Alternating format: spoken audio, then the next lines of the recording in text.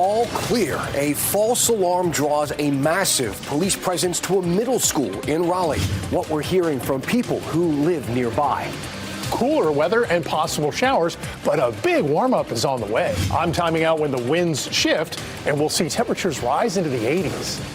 Campaign finance. Millions of dollars have been spent on one local primary race, and that's raising questions from you about money that comes from PACs. We'll explain the difference between giving money to a candidate and giving money for a candidate. Lots to talk about tonight, including the war in Iran, of course, and who funds the people running for office here in our state. But we have to start with this. This is a heavy police presence in front of Ligon Middle School in Raleigh. Sky 5 over that scene this afternoon. At one point, you can see big groups of officers like these ones approaching the building there where kids are going to school. This is the newscast, of course, that wants you to be part of the conversation. All the stories we talk about. You already got your phone out. I know you do. So why not send us an email, 7 p.m. at WRAL.com. Become part of this newscast and these conversations. Let's take you out live right now to Ligon Middle School. We have WRAL's Willie Danley there. So this call, Willie, came in as a possible shooting. Officers got there. They didn't find any evidence of that, but this had to be terrifying for the students who were still at school there and any of the families involved. Terrifying indeed, Dan. We spoke to parents, students, and people living here right across from Ligon Magnet Middle School, and they tell us that they've seen police respond to this school before, but they've never seen anything like what they saw today. You can see in this video just how intense it was. Raleigh police and Wake County Sheriff deputies responding to reports of an active shooter inside the school around 4:15.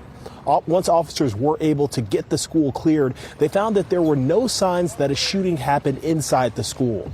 Parents that I spoke to tell me they're grateful that this all happened after hours, so not as many students were inside the building, because they imagine that it could have been very traumatizing for the students to see that large response. I spoke to a neighbor who tells me it's a very sad situation that students have to worry about active shooters at school these days, but she's very pleased to see how RPD responded very quickly and how many officers arrived at the scene. It's really unnerving, and I think of, our kids are our future, right? So we got to protect them. We got to make them feel safe, and you can't feel safe in an environment. Then how are you supposed to learn? How are you supposed to grow? We are still waiting to hear back from officials at Ligon Magnet Middle School and also Wake County Public Schools on if business is going to go back to usual tomorrow and if they have any special message for parents and students who saw what happened today. We are going to stay on top of the story. Willie Danley, WRAL News, Raleigh. All right, Willie live for us at Ligon Middle School there. Thank you to Willie. Moving on now to the war in Iran. This story pretty much evolves hour by hour. Brian Schrader, you've been keeping a close eye on all the developments from the WRAL Live Center. Now we are hearing from the Speaker of the House tonight, Brian. Indeed. Mike Johnson attended a classified briefing about the situation in Iran, and when he came out, he said that the strikes were, in his words, defensive in nature and limited in scope, limited in objective as well. And he also said that Israel had planned to strike Iran, and that would have triggered immediate retaliation against U.S. forces in the region. And he said that President Trump had to make, in his words, a very difficult decision about all of this. Also, in the past 30 minutes, Israel and now the United Arab Emirates have detected incoming missiles from Iran. They are ordering their people, or suggesting to their citizens in those areas, to shelter in place until the threat passes. And this all comes after we learned earlier this afternoon that 6 U.S. service members have been killed in this battle and 18 others have been seriously wounded. All right, Brian, thank you. There is no conflict in the world where residents of North Carolina are not at the tip of the spear. That is your quote of the day, coming from Governor Josh Stein. This was his response when WRAL asked if troops from North Carolina were involved in the conflict in Iran. And to be fair, the governor's office did tell us that here at WRAL, that Governor Stein has not been officially briefed on the situation in Iran. So he can't say for certain that troops from North Carolina are involved or not. Here is a full interaction that we had with Governor Stein earlier today. Do you know if any of our troops are involved over there? At this point, I don't, although I do know. I just don't know specifically which ones. There is no conflict in this world where residents of North Carolina are not at the tip of the spear, whether it's Camp Lejeune, our Marines, or Fort Bragg, our Army. And it is true. When it comes to military action, Fort Bragg and Camp Lejeune are often important pieces of the equation. It's why officials are putting in more safeguards right now at those bases. Fort Bragg and Camp Lejeune say they will have heightened security. The commander for the U.S. Northern Command says this will be the case at all military installations until further notice. Another potential effect here of this conflict in Iran will be higher gas prices here at home. The average price of gas in North Carolina is up more than 3 cents from yesterday. The national average is just under $3 a gallon, around $2.98. Some of this, again, could be tied to seasonal demand. The war in Iran could speed up those increases, though, but it really depends on what happens next. Unless there are new significant attacks, the price of oil may not go up a whole lot more, and it could actually decrease. So at the end of the day, we're going to dig a little deeper, maybe 10 to 25 cents a gallon that we can attribute to the attacks on Iran. This is a huge story, obviously, with so many layers and a lot of history. We want to know which part of the conversation you'd like us to talk about here on your newscast. Send us an email, 7 p.m. at WRAL.com. This is the newscast where we do our in-depth stories. So tell us what you want us to focus on, and we'll talk about it right here at 7 o'clock. I want to shift gears now, talk about the forecast, Mike. A bit of a hiccup as we move into this kind of this spring weather. That warmth we felt Sunday should be back pretty soon. Yeah, today just a little, as you said, a hiccup or a detour. We had 40s today, although it was 60 in Fayetteville. Tomorrow for us here in the Triangle, it's what we'll call our transition day. We have a high around 60. Some folks will still be in the 50s, but look at Wednesday. We're up to 76, Thursday 80, Friday 82, Saturday 83. So some definitive warming is on the way, even warmer than what we experienced yesterday. So if you thought that was a little on the warm side, you've got another thing coming later on in the week. So we're at 45 right now at Durham, 47 Southern Pines, 45 at Rocky Mount. We'll have to endure the chill through the evening and overnight, and along with that, some rain. 20 degrees colder than it was this time last night in Raleigh, 19 degrees colder in South Hill. So yeah, a definitive difference. And there's a little bit of light rain on the live dual Doppler 5000 radar coming up. I'll let you know how long that's going to last and when we could be rivaling on record highs, Dan. We'll talk to you then. Thank you, Mike. In the meantime, let's get you caught up with some of the other big headlines. These are the 5 things you should know right now. The body of a state trooper who died in a crash was moved to a funeral home today. Master Trooper Steve Perry's procession weaved through the Triangle before passing by his alma mater at NC Central University. Troopers say Melshawn Moore was driving the wrong way on the Durham Freeway when he crashed into the trooper's car. His license was permanently suspended at the time of the crash. Both Perry and Moore died in that crash. New tonight, the Wake County school system is investigating how 2 unauthorized people ended up on a Broughton High School bus last week. The system is also looking into whether they were students. An email from a principal said the 2 people were adolescents and that the district is working on safeguards to prevent something like this from happening again. We have some sad news to pass along tonight. We learned that former president of St. Augustine's University, Christine McPhail, has died after a battle with cancer. This is according to her son. McPhail was the university's 13th president. She succeeded her husband, Irving McPhail. He died in October of 2020 after COVID-19 complications. Our thoughts with their families tonight. New tonight, a pharmaceutical company in our area is cutting more than 150 jobs. A subsidiary of Merck will lay off a bunch of workers at 2 sites in Durham. In a notice filed with the state, the company says it's ending production of Gardasil. That is the vaccine for HPV. It cited a decreased demand for the shot around the world. The bulk of the employees laid off work on production lines involving Gardasil.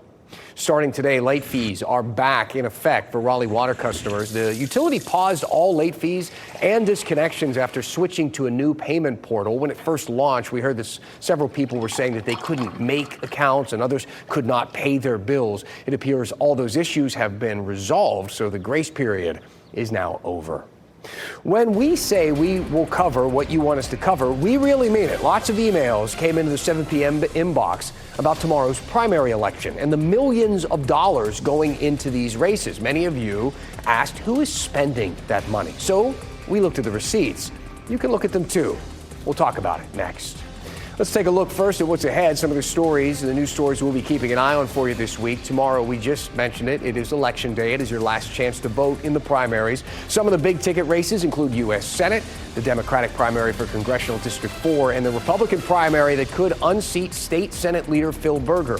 Also happening tomorrow, early in the morning, the lunar eclipse. North Carolina expects to see it around 6 a.m. if you can get above the clouds. It's the last lunar eclipse of its last lunar eclipse until 2028.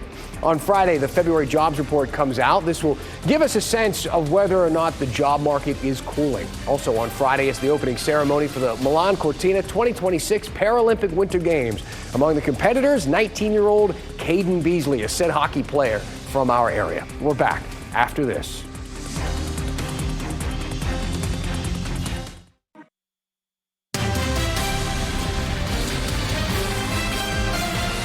All right, let's take a look. I want to get to a couple of good questions we received in the 7 p.m. inbox. Lots of people sending those messages to 7 p.m. at WRAL.com. We love it. We love to see it. Thank you. We got a few questions about tomorrow's primary elections.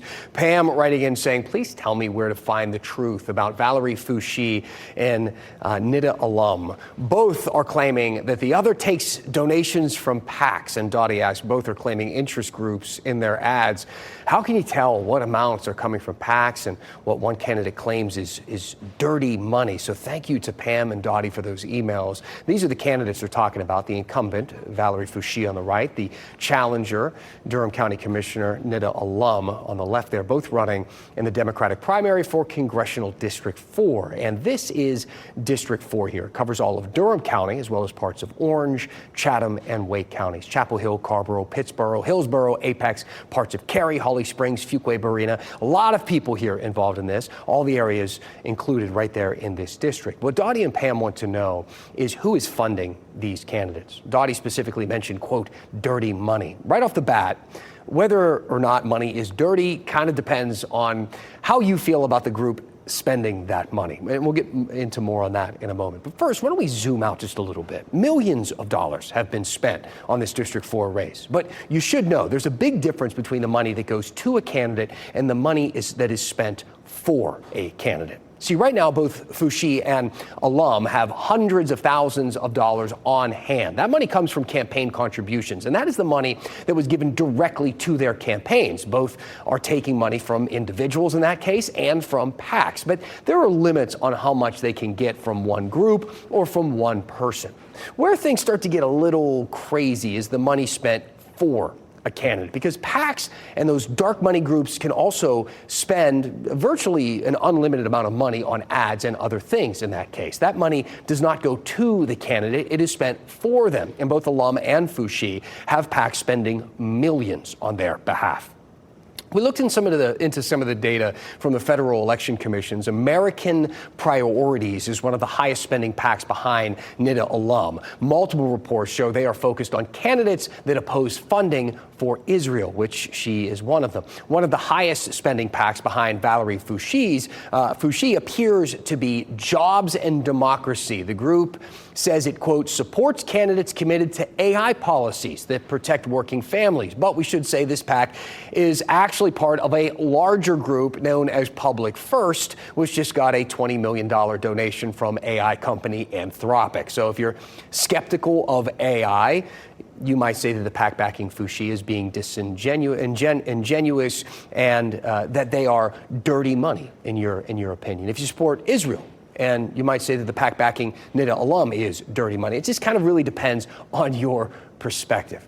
We should say there are a lot of other PACs that have spent money in support of both of these candidates. There is a big list of receipts that you can see on the FEC website. If you want to check this out and you want to see who is spending money on who, you can. It is free. You go to fec.gov and you type in the candidate's name in the search bar, and it is all right there. Public information for you to help make your decision. For state or local elections, you have to go to the North Carolina State Board of Elections website, and then you can see who is funding who. Just click campaign finance, then campaign funding and spending reports. Click search by entry and type in the candidate's name. It's not nearly as complicated as maybe it just sounded. Get on there, you'll figure it out. If you don't want to do all that work, that's fine too, because we're already doing it for you. Our NC Capital team has written multiple articles on this sort of thing, including the AI ad blitz for Foushee and the progressive PACs lining up behind alum. It's also worth noting that this whole conversation started because alum and Foushee are trading jabs about campaign finance in their TV ads. And another viewer wrote in and said, I'm getting sick of the Fushi and alum ads. Can't there be a limit on the number of times a political ad can be played in an hour? And I totally understand how you feel. I think everybody does. We get these questions every time election season starts up and ramps up and continues all the way through the election. And the answer is no. We cannot set limits on political ads. There are laws that govern this sort of thing, specifically from the FCC. If one candidate wants to pay for and run an ad, TV stations, newspapers, whatever, we have to let them. It is a First Amendment freedom of speech thing. Is there anything that you would like to know about campaign finance or campaign ads? We could go in depth on this. We can talk about a lot of different topics. We've covered them several times before. We have some people around here that know what they're talking about on this issue. So please send us an email, 7 p.m. at WRAL.com. Tell us what is on your mind, and we'll talk about it here at 7 o'clock. Mike Mays joining us now. Mike, we have some beautiful weather on the horizon, don't we? Yeah, we do, and it is going to warm up big time. Hard to believe that we had 40s this afternoon, and by the time we get to the latter part of the week, by Thursday, we're up to 80, Dan, 82 on Friday, 83 on Saturday. And all these days have the potential to flirt with record warmth. The record high on Thursday is 83. The record high on Friday is 82. So I think that's the day that we have the greatest potential to tie or even break the old record. By Saturday, we up the high to 83. The old record is 85. So, yeah, quite uncomfortable if you're not a fan of the 80s in March. But also, that comes with mostly sunny skies. So it should be a pretty good looking day. Now, right now on the live dual Doppler 5000 radar, we've got a little bit of light rain out there. There's some off to the west moving into the Sand Hills. We got a little light rain, southern Durham County, northern Wake County, up into southern Virginia. It's about a 20 to 30% chance for some light rain heading into the evening, overnight, and in the morning when you head out for the morning commute. So when you join Elizabeth starting at 4:30, there may be a little bit of light rain on the radar, and there's more up to the north. In fact, there's some frozen precipitation around D.C. and Arlington, Alexandria, getting over toward parts of Maryland. That all continues to move to the east, and it's in the 30s and 40s up there, so it's not anything that's really going to stick. And for us, again, small chances for rain into the evening and overnight. So if you're out and about, don't be surprised if you find some raindrops on your windshield. 45 right now, and they are reporting some light rain out at RDU at that point. Our sunset was at 6:11. But with the time change coming up this weekend, Sunday evening sunset should be around 7:18. So it'll be lighter later, but it will be darker earlier in the morning. So when you get up on Monday, you'll definitely notice the change. In the 40s all across the area, but it's hard to believe by Wednesday evening, it'll probably be in the low 70s. So we got that big change coming along. And here is the bigger picture. We're tracking the next weather maker that probably won't get here until Sunday and Monday of next week. And when it does get here on Sunday, as of right now, it's a 30% chance for a shower or a thunderstorm, likewise for Sunday night and into Monday. So rain chances really non-existent after we get past tomorrow morning through Saturday, and then Sunday we have that next chance for showers and maybe a storm. So some spotty light rain, drizzle, sprinkles. Lows tonight, 35 at Roxborough to 36 at South Hill, 39 in Raleigh, 42 in Fayetteville. And then for the day tomorrow, hour by hour, our high of 60 here in the Triangle, totally sunshine dependent. If the clouds stay put through the better part of the day, we'll probably end up being in the 50s instead of that 60. But I think by the time we get to Wednesday, we will reach the 70s as we'll have a whole lot more sunshine and a strong southwest wind. Tomorrow, the clouds will persist. We'll wake up to an overcast in the morning. There could be some drizzle to start the day. Later in the afternoon, we should bust out, more likely in the southern counties. So I'm more confident about your low 60s than I am about the 60 here on the Triangle, 57 at South Hill. And let the 80s begin. Boy, they start Thursday, last into the weekend. They'll probably last into next week as well, Dan. Yeah, thank you, Mike. Today marks an important day in North Carolina history, the day we officially marked another important day in North Carolina history. It's about the Wright brothers, and it's tonight's One Last Thing. That and your feedback after the break.